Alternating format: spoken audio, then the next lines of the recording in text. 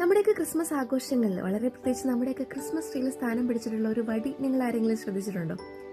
അറ്റത്തൊരു വളവുള്ള ചുവപ്പ് വെള്ള നിറങ്ങളിലൊക്കെ അതിമനോഹരമായിട്ട് പ്ലാസ്റ്റിക് കൊണ്ട് നിർമ്മിക്കപ്പെട്ട ഒരു വടി നമ്മളൊക്കെ നമ്മുടെ ക്രിസ്മസ് ട്രീയിൽ തൂക്കാറുണ്ടല്ലേ.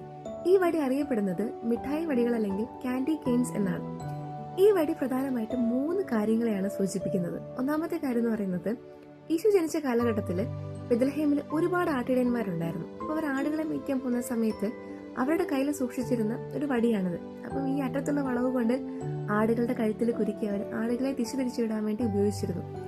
ഈശോ ജനിച്ചു എന്നുള്ള വാർത്ത ആദ്യമായിട്ട് കേട്ടത് ആട്ടിടയന്മാരാണല്ലേ. അങ്ങനെ മാലാഖമാരിൽ നിന്ന് കേട്ട സന്ദേശം അനുസരിച്ച് ആട്ടിടയന്മാർ ഈശോയെ കാണാൻ എത്തുന്നു. അപ്പൊ ആട്ടിടയന്മാരെ പോലെ തന്നെ അവരുടെ ഈ വടിയും ക്രിസ്മസ് ആഘോഷങ്ങളിൽ സ്ഥാനം പിടിച്ചു. രണ്ടാമതായിട്ട് കാലിത്തൊഴുത്തിൽ നിൽക്കുന്ന യോസേപ്പിതാവിന്റെ കയ്യിലും ഇതുപോലെ ഒരു വടി നമുക്ക് കാണാൻ സാധിക്കും. നസ്രത്തിൽ നിന്ന് ബെത്ലഹേമിലേക്കും ബെത്ലഹേമിൽ നിന്ന് ഈജിപ്തിലേക്കും ഈജിപ്തിൽ നിന്ന് നസ്രത്തിലേക്കുമുള്ള തിരുക്കുടുംബത്തിന്റെ മുഴുവൻ യാത്രയിലും യോസേപ്പിതാവിന്റെ കയ്യിൽ ഇതുപോലെ ഒരു വടി ഉണ്ടായിരുന്നു. അപ്പൊ അവരുടെ മുഴുവൻ യാത്രയും ഈ വടി ഓർമ്മപ്പെടുത്തുന്നുണ്ട്.